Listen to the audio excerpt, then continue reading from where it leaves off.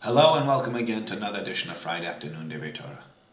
In this week's parasha, we read about an interesting thing.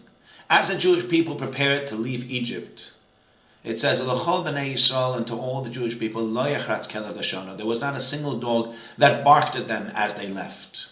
And Rashi mentions that as a reward to the dogs for not barking at the Jewish people, they received the meat that might be treif.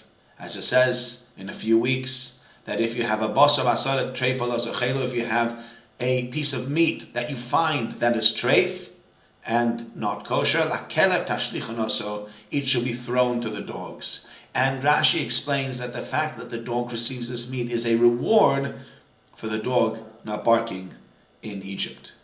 Now it could be asked, it's different dogs.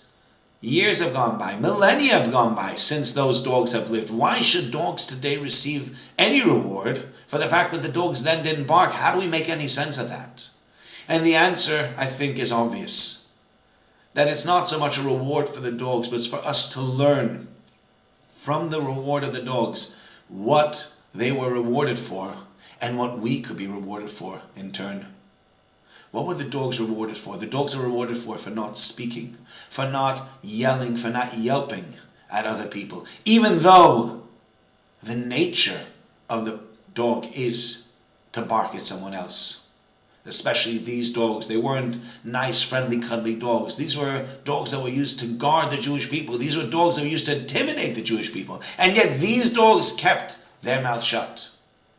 And it's for us to learn the great lesson of what kind of reward you can receive for keeping your mouth shut in a situation where you'd want to bark, in a situation where you'd want to make a fuss, in a situation where you'd want to tell somebody, really give them a piece of your mind. And instead of giving them that piece of your mind, when you just hold back and decide not to bark at them, decide not to make that comment, that reward is an everlasting reward. In the same way the dog receives an everlasting reward, we will receive an everlasting reward.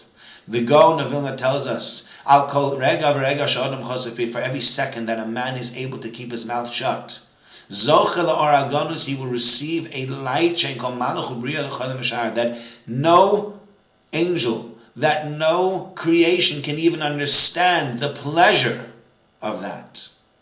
Because it is so difficult in a situation where you want to say something, where that comment is on the tip of your tongue and you could really wipe the floor with someone, and you hold back. That's difficult.